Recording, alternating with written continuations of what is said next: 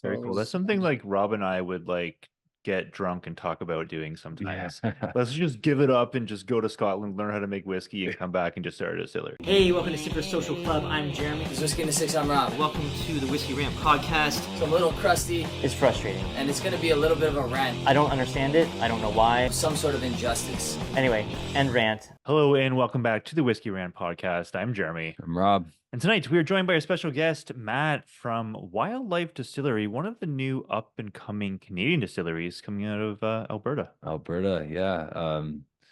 Scenic. If you've scrolled through their Instagram at all, it looks like it's beautiful out there. Yeah, So, Matt, why don't you tell us about the location of where you guys are? Yeah, thanks for joining us tonight. And thanks for joining us. Yeah. yeah, thanks for having me, you guys.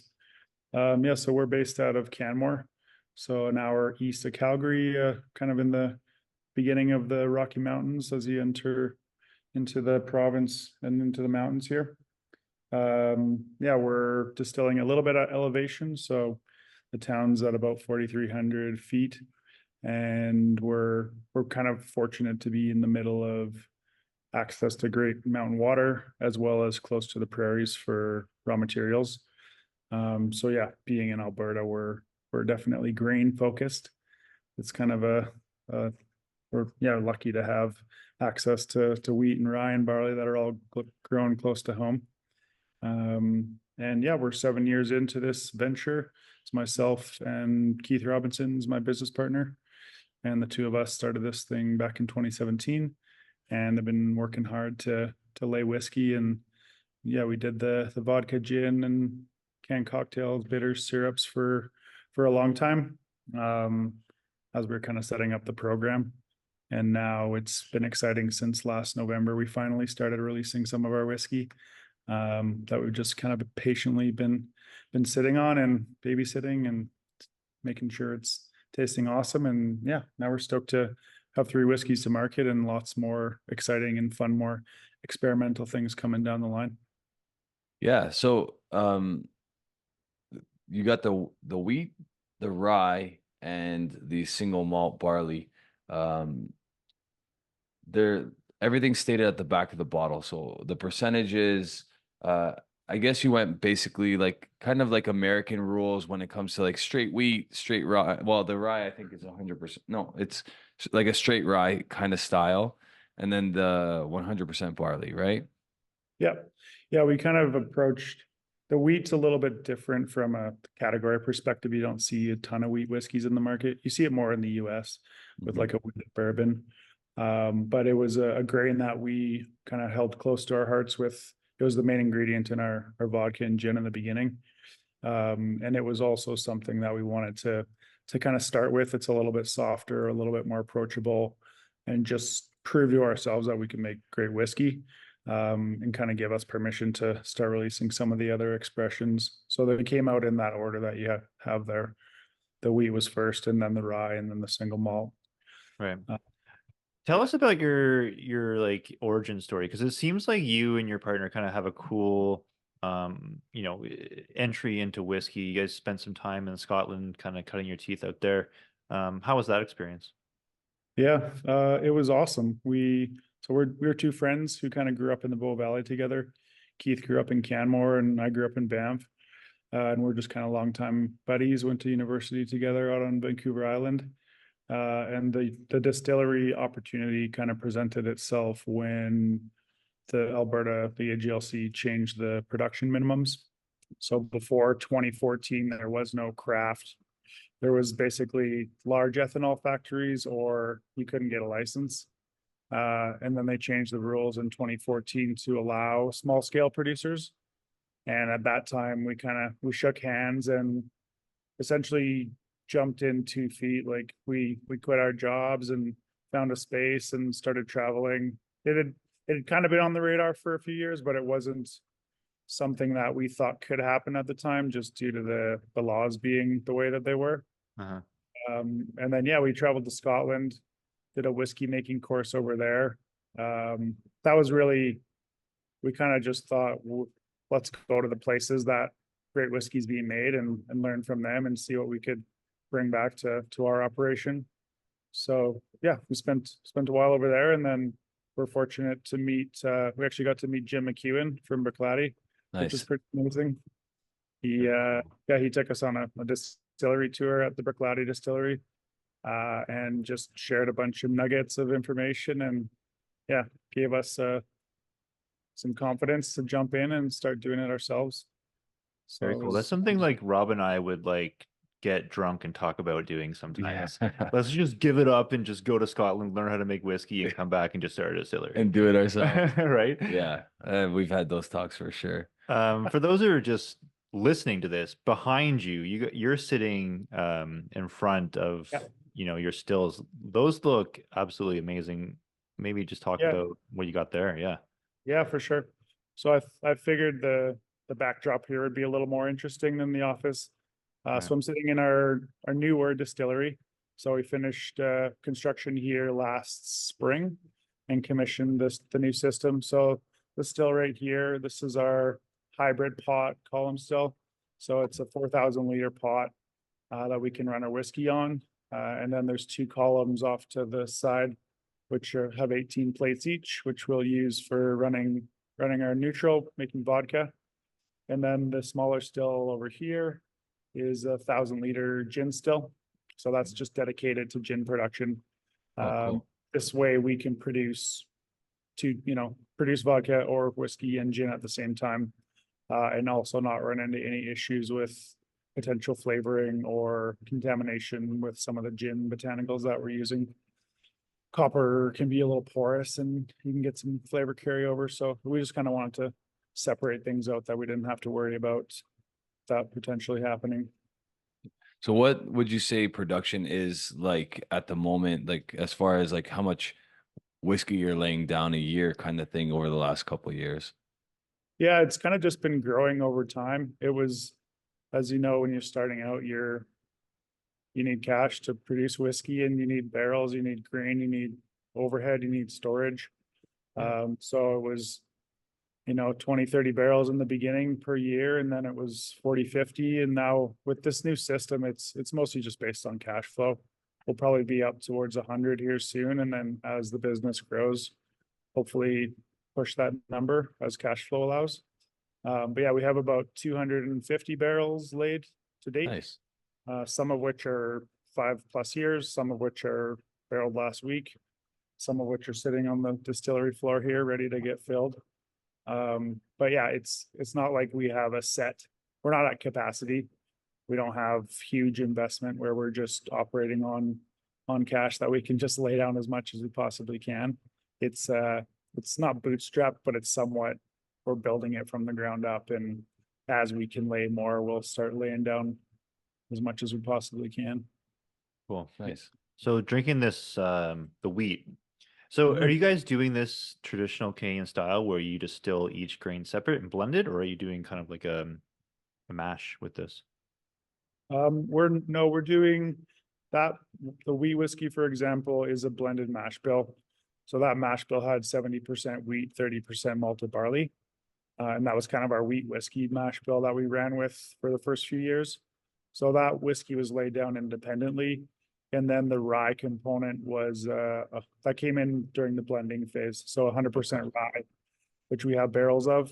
And so that particular batch had 7 barrels of the wheat whiskey and 1 barrel of rye. Very to come up interesting. with Yeah. that expression.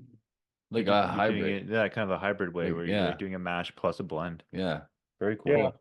Because we don't have the capacity or the systems to just do single grains. I mean, I guess now we could, but when we started out, we were operating on a smaller system. We had a 2,000 liter mash tun and a 500 liter pot still. So that's what all this whiskey was made on. And it was just not, we also didn't know like how the whiskey would turn out, 2, 3, 4, 5 years in the barrel. We kind of left ourselves some room for blending and marrying and getting creative with what we wanted to go into the bottle with. Yeah, viscosity on this is really, really nice. It's very creamy, eh? Yeah. The ABV is 45.3. Are you guys filtering? Like, how are you doing like filtration, any of that kind of stuff? What's happening with this stuff?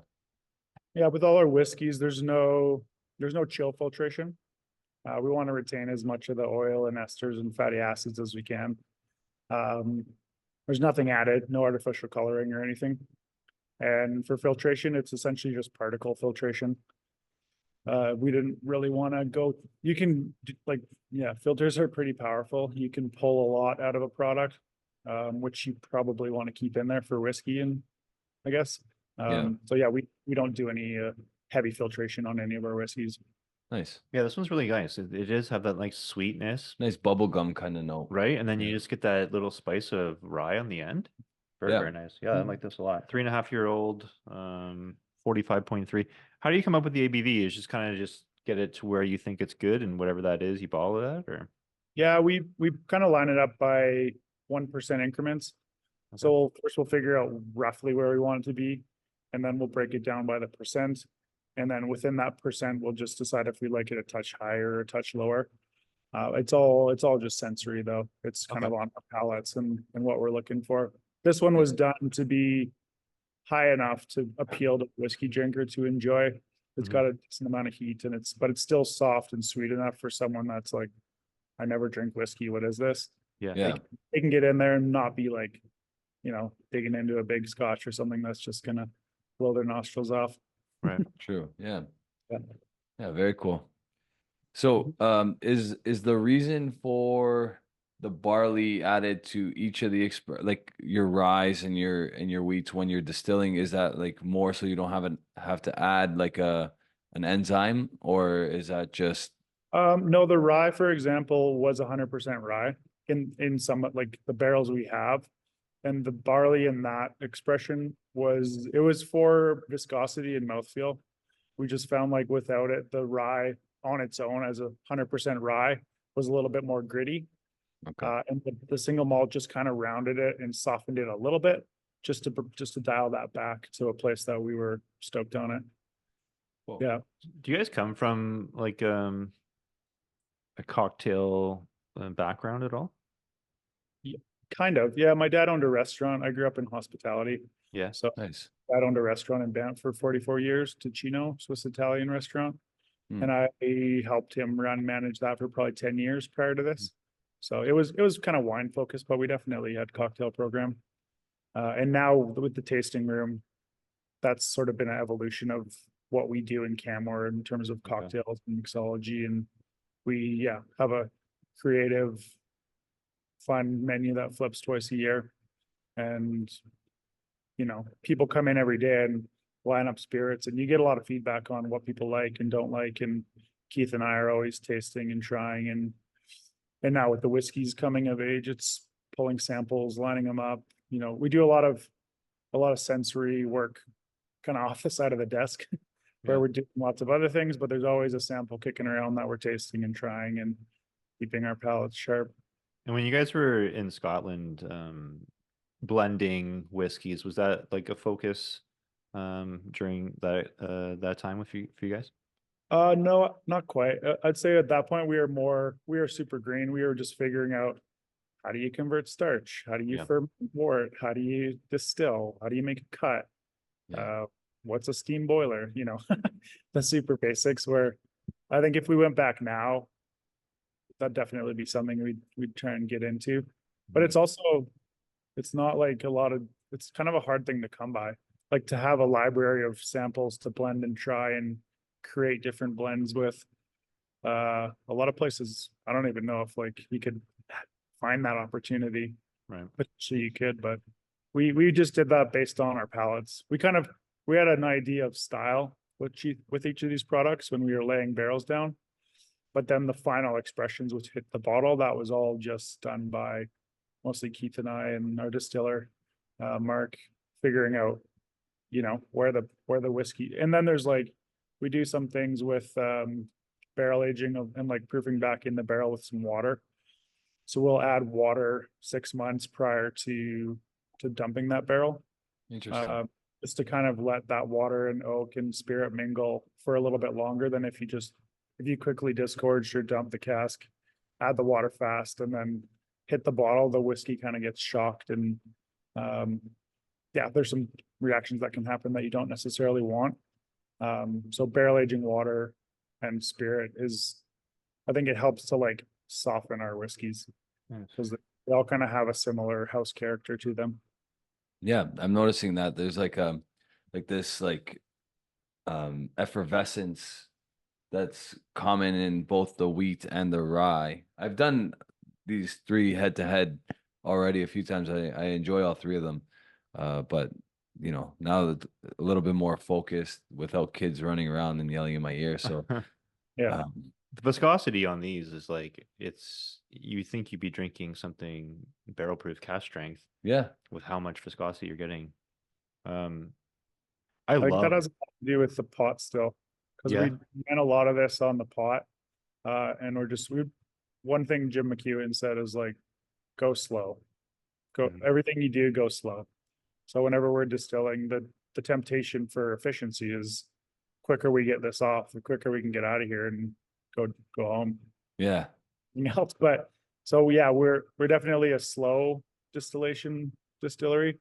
And I think when you do that, you do retain a lot more oil. You do retain a lot more mouthfeel, Mhm. and you distill quickly. You're also pushing the higher, like the tails, the heavier, less volatile compounds over, which can kind of create a little more harshness. Even though they're oily, there's like a sweet spot in there where if you're getting nice ethanol with a good mixture of tails, which I think you accomplish by going slow, then you're retaining all the great flavors and the mouthfeel at the same time, which Interesting. comes through in those.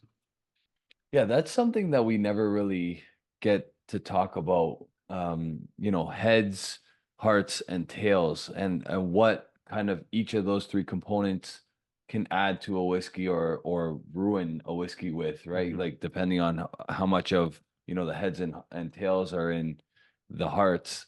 It seems to be the general consensus that you need a little bit of all three, but obviously the main focus is the hearts, right? Um, Yep. is there like a specific way you guys like to do it, or maybe you guys don't want to share because it's like, you know, your secret style, but was there anything that Jim McEwen, for example, kind of tipped off that, you know, influenced you guys? Yeah, I mean, that's a good question. And that's why I think whiskey is interesting, because the answer to that is it depends. Yeah. It's really on style and what type of product you're trying to make. There's a lot of whiskey in the market that's super heavy and tailsy. And there's also a lot of whiskey in the market that's super clean and light and almost no tails at all. A lot of Canadian whiskeys, for example, are that way. Mhm. Yeah, the heads piece is interesting. I think a lot of the aromatics you're going to get from the heads, the more volatile, they're going to jump out of the glass a bit. But I agree. I think you do want all three. You want a good mixture in there. And we kind of lean on the neither extreme of the spectrum. A lot of big bourbons can get really tailsy, and it's personal preference. Some people love that stuff.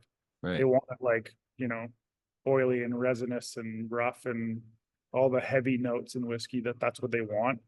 I think we want a good dose of that, but we also want the grain to shine. We also want the fruity top notes to shine, because also over time in the barrel, you kind of have a chance to pick that product when you like it too. Whereas the longer you leave it, a lot of the higher top floral fruity elements will kind of fade.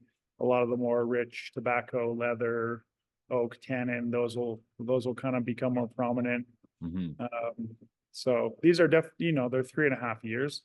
I wouldn't consider them to taste very young, but they're definitely, you can tell they're not 12, 15 years old. I would say But like, there's no youngness, I don't think, yeah, from a flavor perspective in them. very fruity. Like it's and this is a huge compliment in my opinion, but like very Two Brewers-esque. Right. Like Yeah. there's like a similar kind of, maybe it's a similar enzyme or what am I thinking? The yeast, that strain that you guys are using. I'm not asking for you to reveal that because I know that a lot of people hold that close to their heart. Maybe it's just like Canadian single malt now with like this modern turn on it. It just seems like you get a lot of like awesome fruit notes coming out of the distillate. And well, the other commonality is that, I mean, I'm assuming you guys take pride in what water you're using, and I know that Two Brewers also does the same because they're coming from the Yukon and they're using glacier water as well. So it could be just the fact that it's such pure, clean water that the spirit actually has a chance to shine through. Yeah, I think part of it too is a lot of I mean, we get put in a room with 30-year-old Scotch whiskeys and we're pouring a 5-year single malt. It's kind of not apples to apples, even though our process, we're trying to mimic traditional methods as much as we possibly can. But I think you'd probably see a little more of those lighter, brighter notes in younger Scotch whiskeys. And the barley here, you know, the grain is world class and it's high quality Alberta grown grain, which definitely comes through in the single malt if we're talking about that. And just there's no finishing casks on these, so you can get a lot more dark fruit, raisin, fig, you know, if you're getting into the port or sherry or red wine finish type stuff. So like from a distillery perspective, these three whiskeys are going to kind of serve as our pillars, our core lineup that we'll try and keep around as consistent. Yeah. And then there'll be more experimental finishing cask, barrel strength, you know, fun, more innovative stuff as we go. So 47.5% on the 100% barley. Is it malted barley? So it's single malt? Yep. Yeah, Yep. right? Yeah, single Yep. malt. Sorry, I knew that. Yep. Malted barley. 5 years old, so older than the other two. All three of these were released together, like what, a couple No, months ago? they were released over the last kind of 12 months. Okay. So the wheat came out November 2022. The rye came out in March 2023. And then the single malt was just last December in 2023. And the single malt, we wanted to wait 5 years just from a category perspective. 5 years is a long time for a small distillery. Yeah. But in the big world of Scotch and single malt, it's nothing. So yeah, that we just really wanted to give it an extra year and a half to keep improving and kind of rounding out. Yeah, it's really nice. I'm getting like almost like a mint chocolate on this. That's you don't normally get something like that from a Canadian single malt. Really, really nice. Yeah, we've heard apricot, like candy fruit, and then like a nutty marzipan note as well on the nose. Yeah. There's a lot of traditional stuff, you know, there's vanilla, there's honey, there's a touch of soft oak, but the more interesting ones are kind of, I think apricot's cool. I think there's almost a pear note to it, apple or pear, which comes through. Yeah, very malty on the nose. Yes. And on the palate. Yeah. All of these are you can notice a little bit that malt. Yeah. Really nice. As far as the grain, so you're using local grain. I'm assuming it comes malted and milled into like in the sacks or like the flour sacks basically. No, we mill everything on site. Oh, nice. We're bringing in whole kernel.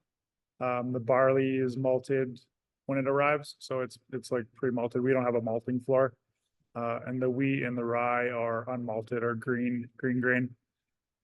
And then so we'll mill basically right when we mash, and we kind of treat that like, you know, a coffee or something. The fresher milled, like as soon as it's exposed to air, it's going to oxidize and potentially break down and lose a bit of flavor. So we mill on demand as we're mashing, and then it goes straight into the hot water and you cook from there. That's pretty unique, actually. I think you're one of the few distilleries in Canada to actually be milling your own barley or grains, if I'm not mistaken. I don't know too many that are doing that. So really, I think you might. What's that? I hadn't heard that before, but maybe. I could be wrong. I could be wrong about that. Maybe I'm paying more attention to who's actually milling lately, and many that I know of are not. I don't know if I shouldn't say you're one of the only ones. I know that Macalones does. I'm not sure that Shelter Point does, but they might. And I'm not sure that Two Brewers does, but they might as well. Well, we know that one local distillery here does not, right? We know for sure that a few local distilleries in Ontario don't, for sure. So Yeah. I mean, it could be just a source problem if you don't have access to whole grain, if your minimum buys are too big. But you'd save a lot of money buying in bulk, which is one of the reasons why we did it. It's Yeah. also, you can control how fresh that grain is as soon as it's milled. But yeah, we Is didn't there even think to not do that. Maybe it's just an Alberta mentality. No, where that's there a is whole great. grain around. I would say that's a feather in your cap, to be honest with you. I think that's a really cool thing that you're doing. I mean, I would even like my next question was going to be, is there ever like a plan to be like to have, let's say, a barn with a concrete floor and start malting your own barley or whatever?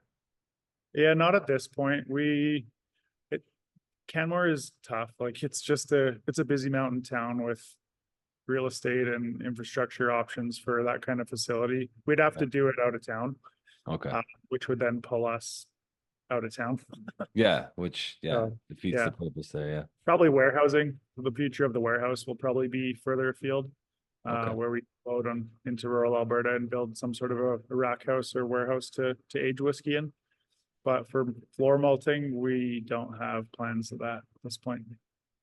Yeah, I mean, many believe that Alberta has some of the best barley in the world. It seems like every region kind of claims that, right? Because like, Yeah. what's his face from Brooklady? Mark, the old CEO of Brooklady. Yeah, I forget his last name. Mark, whatever. He Waterford Distillery, right? He's the new guy at Waterford Distillery. And I asked him on a Zoom tasting that we had done previously, why go to Ireland of all the places that you could choose to start up a new distillery? And he said, they have the best barley in the world. And yeah, you're right. Everybody thinks that they have the best barley in the world. So is it Canada or is it Ireland that has the best? I don't know. I mean, you're going to use whatever's local. Yeah. A lot of our barley goes to Scotland and Europe for whiskey production. So we're obviously doing something right. I think just proximity too. I mean, as much as grain is stable, if you have it a touch fresher, it's never a bad thing. I think that Canada, we hold the title for rye. Rye for sure. Like there's no questioning that. Yeah, I don't think anybody touches our rye. Yeah. And everybody knows it too. There's a reason why Americans source our rye. Of course. Right? Like they source our rye distillate, they source our rye grain. Yeah. Yeah, I mean, Europe, there's a lot of great rye and grain grown in Europe, Eastern Europe especially. Yeah. But it's just, where are you going to get that?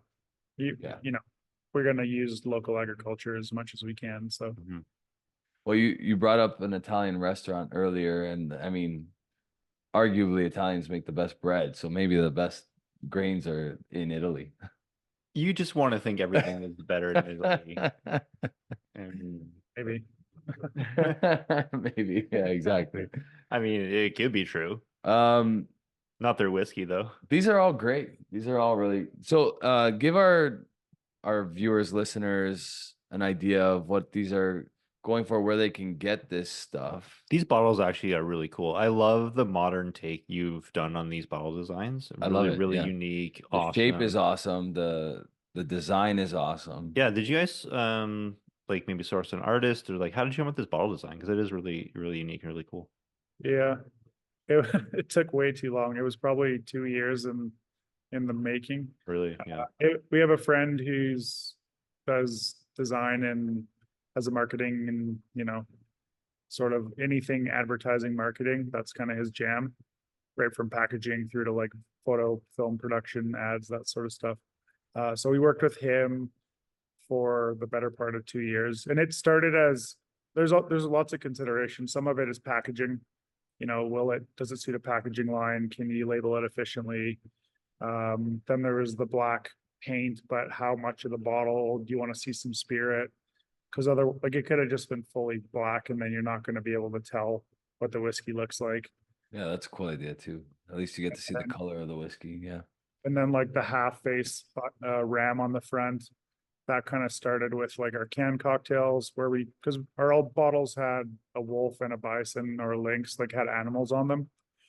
So this was kind of a way to keep the animals front and center, but add a little more prominence on the wildlife, the name. Mhm. But yeah, it was a lot of iterations and a lot of that looks good, that looks bad, and just kind of pieced it together. It started with just the bottle, and then it was, okay, how do we apply the right label to pop the name and get all the information without covering up too much of the artwork? And this is what we landed on. That's yeah. pretty cool. Yeah, I mean, you guys are definitely going to stand out on the shelf. I think I love how modern this is. Really, really cool. Definitely. Yeah, I like it a lot. And then, yeah, you're asking about price points. Yeah. So what do these run at the moment? So currently we're only available within Alberta. We can ship to a few other provinces, but unfortunately Ontario's not on that list, of course. So I wonder if that's changed as of 2024 January, because there's a law, and I pulled it up. It's actually on the CBC website. They changed the law where we can purchase outside the province now. So Ontario can now purchase outside of province. I don't know if that's changed anything for distilleries, but it definitely changed Okay. for the buyer. Yeah, I haven't looked at it in a little bit, so maybe something might have changed. Hmm. That would be awesome. As far Yeah. as you had to be kind of a registered product within the LCBO to be able to be brought in. But that'd be awesome if that law changed. And then, yeah, so price point wise, the wheats, we sell it for 76, the rye is 78, and the single malt's 86. So all within kind of $70-$80 price range. Yeah. I was, as we tried to keep it as economical as we could. We didn't want to come into the market with $100 bottle with no name or experience or awards behind it.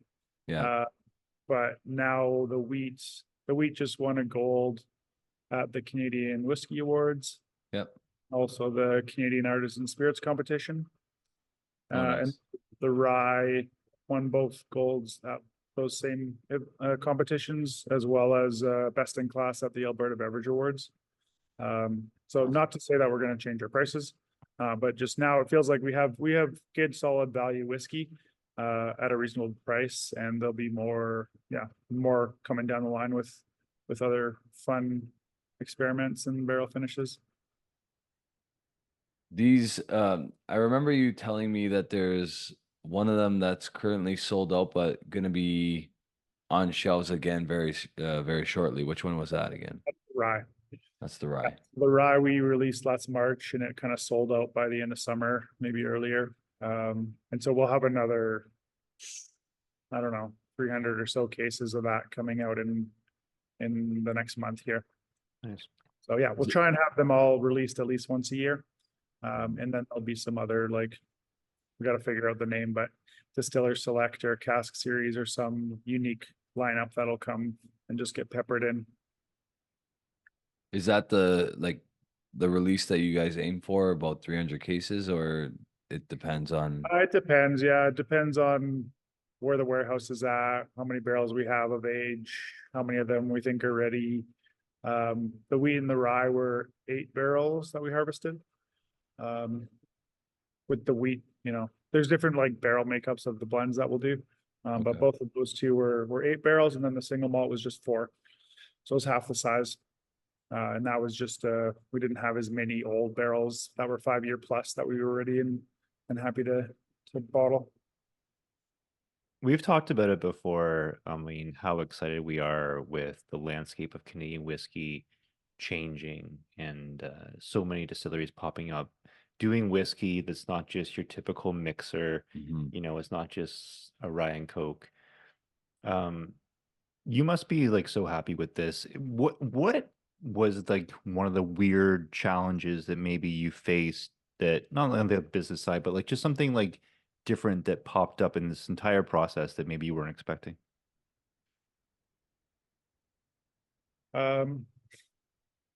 It's insane how much goes into putting out a bottle of whiskey, and it's hard to pin it down on one thing. I mean, we're not just a distillery, we're sales and marketing company. We're a tasting room, so a hospitality company. Yeah, we're production, but we're also distribution. We're also accounting. We're also events, and there's a lot of different things that go into it. So I think the biggest thing was just like the breadth of how many hats and how many things you have to wear if you want to be somewhat complete as a distillery. Because you can't just open up and say, here's our whiskey. If you can do that, but you wouldn't have made that product. So if you want to actually build it up and kind of fund it through your own sales, it's just a lot of grinding and a lot of hard work and time and dedication, and just you got to just live and breathe it, which is what Keith and I have been doing. So yeah, I mean, I could think back. There's a million things happen, something goes wrong pretty well every day. It's it's nonstop with the amount of moving parts and systems that you're running with boilers and ventilation and filters and staff as well. It's at some point you can't do it all. We're up to 12 staff now, and it's been adding 1 or 2 each year as you kind of grow and can carve out roles for new people, and then you're letting go of pieces of the business that you got to trust your team to successfully do. So yeah, it was probably just the expanse of the whole distilling operation as one big unit. Because you could also like outsource sales, you could outsource marketing, you can let go of things. But I think if you do that, you're losing a bit of your personal identity in terms of really like being on top of it and telling the right story that you want to tell at the right time and producing that product that you want to make. And so it's tough. It's kind of an ebb and flow of control and letting go. And it's been that way for 7 years, and it'll continue to be that way for another however many. Right. Are you finding Alberta is very receptive to like what you guys are doing right now? Like, is it a tough market over there? Because I know in Ontario it's been tough for a lot of people. Like, what's the market like as far as so, like, are you leaning a lot on the gins and the vodkas and that kind of stuff, or is it just everything's going pretty well with everybody out there? Is it a different market out there than here? Yeah, I mean, I can only speak for what's going on here, but Alberta, being private, it gets exposed to just enormous volumes of products. So there's basically any brand in the world, if they wanted to, could enter in Alberta with relatively minimal red tape. So our challenge now is essentially just keeping our heads above the crowd in terms of what people are doing. I think the story of like authenticity and producing a product from scratch and how it's made and those pieces that the people who care are interested in, making sure that you're telling that story and finding the right crowd. Because there's also a lot of people just want the right price, and they don't really give two hoots about what's inside of that bottle. Yeah. And then there's the people who just who can source vodka, can source gin, you can source whiskey, and you're just buying and bottling and slapping a label on it and sticking it on a shelf beside ours. And the consumer has no way of knowing Right. what makes that product different, or why is that one 75 and that one's 30? Oh, I'm just going to grab that one. It's half the price. Yeah. But yeah, the market's receptive for sure. I think we've spent the last 7 years going to shows, talking to managers, bars, restaurants, like spreading the word and spreading the products and getting out there into the market and doing lots of tastings and shows and activations and all that stuff. And hopefully that's now feeding into the whiskey, where people are excited, that we have this product we've been talking about for 7 years and now it's finally available. Yeah, because we met and based on like a good relationship that you've established, right? So I can tell, and so like that was kind of a weird question. I didn't mean to put you on the spot there, but I meant to say, like, I feel like you guys have built a good relationship with Albertans out there. So that's kind of like where I was headed with that. And I know that personally because I was introduced to you by a store, my friend Mark, who is out in Jasper Liquor Lodge. And he was, really like sold on you guys as a product. You know what I mean? And it's not just that you have great whiskey, but it's the story behind the whiskey too, right? So that's important to guys like Mark, and I think that's probably important for all of Alberta, right? The idea that this is locally grown, locally, sourced and distilled and all these different things. And I feel like Albertans take pride in that sort of thing. So that's kind of where I was going with I that. mean, and that's what we have to hope. We don't have the $1 million marketing budget to just blast you with ads that say we are award winning or whatever you want to say. Yeah. But we have to lean into relationships and people and have a good product, number one. Yeah. But you have a good product without all that and not really get anywhere. So yeah, Mark and stores like his they're the reason that we're able to have a business, because they support and they want an interesting product to sell to their customers. And Mhm. having knowing whether it's myself or our sales people, like that's a personal connection, which I think in any retail setting, if he can say, oh, I've met these guys, I've been to the distillery, check this out, it's really good value, it's awesome stuff. Yeah. That's all we have. It's super important.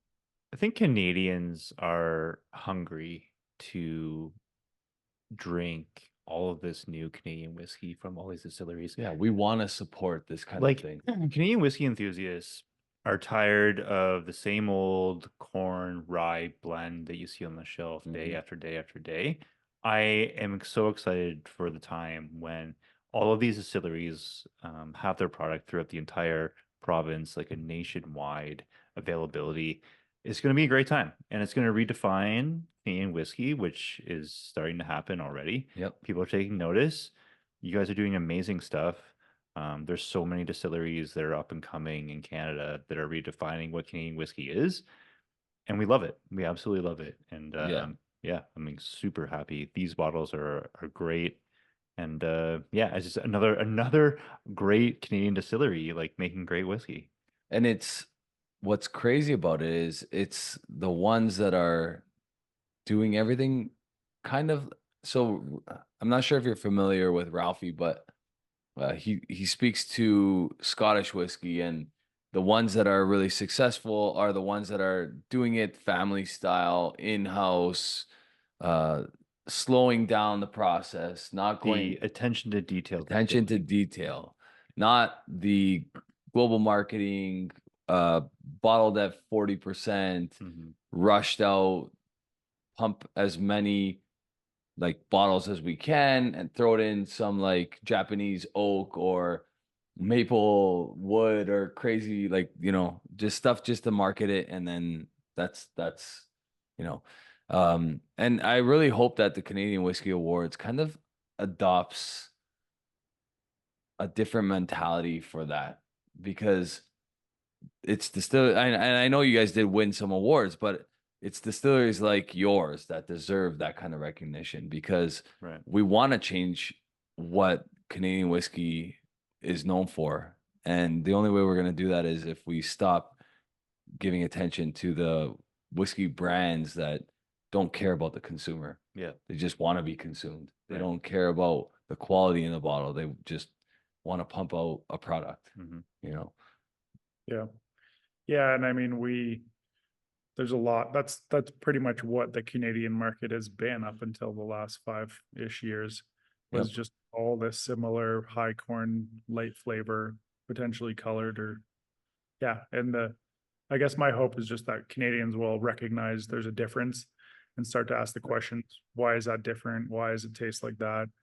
And start to learn a little bit more about the process, because it's such a young industry here. Like even compared to the US, we're way behind. If you compare it to Europe, we're hundreds of years behind. And Right. everybody in Europe has a still in their backyard, or their neighbor does, and they understand it, and it's like a community thing where there's a distillery and people, you can bring fruit there and they'll produce the spirit for you. Whereas in Canada, it's like there was 3 distilleries in Alberta up until 8 years. I guess it's almost 10 years ago. But still, that's nothing in the big scheme of things. Exactly. Yeah, we're doing our best to make a bit of noise, and appreciate guys like yourselves that are bringing in cool products to tell people stories and spread the good word. Yeah. I mean, you look like you have a great setup over there, and the philosophy is exactly our kind of philosophy, and we're excited about it. So keep doing what you're doing because you're doing a great job. Anything you want to share that, where can our viewers, listeners find your product? What's coming out in the near future? Maybe if you want to share any of that kind of stuff. Yeah, so it's wildlifedistillery.ca. That's the website. We do have a mailing list on there if people are keen. That's where kind of we'll release things first before it's even public, before anybody knows about it. The mailing list is the best and first place that you'll hear about things. Coming down the line in the next couple of months, we've got a 4-year peated single malt. So if we had waited a little bit, I probably could have get you guys a sample, but we'll have to do it again sometime. So it was 100% peated malted barley that we sourced from the UK. So it came over from Baird's malting in the UK. It was distilled similar methods to the single malt, but it's amazing, and it's peated malt's kind of my jam. That's kind of what I've been most looking forward to. And then we have a cool a single malt that's been in a BC export barrel for the last 5 years. That'll probably be a single barrel release sometime maybe this year. Cool. And then we have, this one's cool. It was single malt from Hill Rock. I'm not sure if you have heard of them. They're out of New York, and they're like an estate distillery where they floor malt, but they peat their malt. Oh, wow. It was barrels that held their single malt, which was peated. They then filled with maple syrup. And I don't know what they did with the syrup, but they would have released some kind of smoky maple syrup. And then that got dumped, and we got shipped the barrels, which we filled with 100% rye.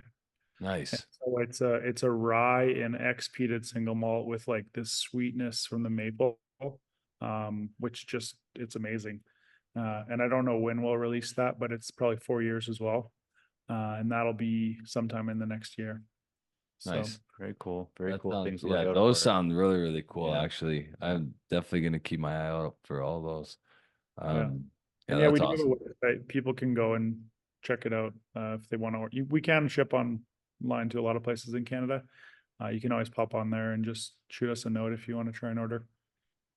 Yeah, I'm gonna see if I can find you that article, and I'll send it to you because it might help change things for the positive, right? Because I wasn't aware of that. Yeah. I think the law passed as of January 2024, and it's gonna last until January 2026. And the only reason it's only 2 years is because by that point they plan to have private liquor stores in Ontario. Okay. So that I guess, I mean, it won't stop there, because then we could just, Whiskey in the Six and Sipper Social Club can have their own stores and bring in wildlife on our shelves, kind of thing. That's cool. What a time. Yeah. It's the next chapter of the channel. Yeah, exactly. Well, yeah. There's some directions we're going. We'll see what happens. Matt, thank you so much for joining us. This has been amazing. We always love talking with Canadian good old Canadian boys doing whiskey. So thanks so much for joining us. And link in the description down below. Check out Wildlife. These whiskeys are great, and they sound like they got some amazing stuff coming up in the future. Yeah, the stuff coming up is really exciting, and this stuff is really exciting. So if you find any on a shelf or on the website, I highly recommend you guys buy them. There you go. Thanks so much for having me on, you guys. Appreciate what you're up to. All right, guys. Thanks so much for watching. Have a good one. Cheers. Cheers.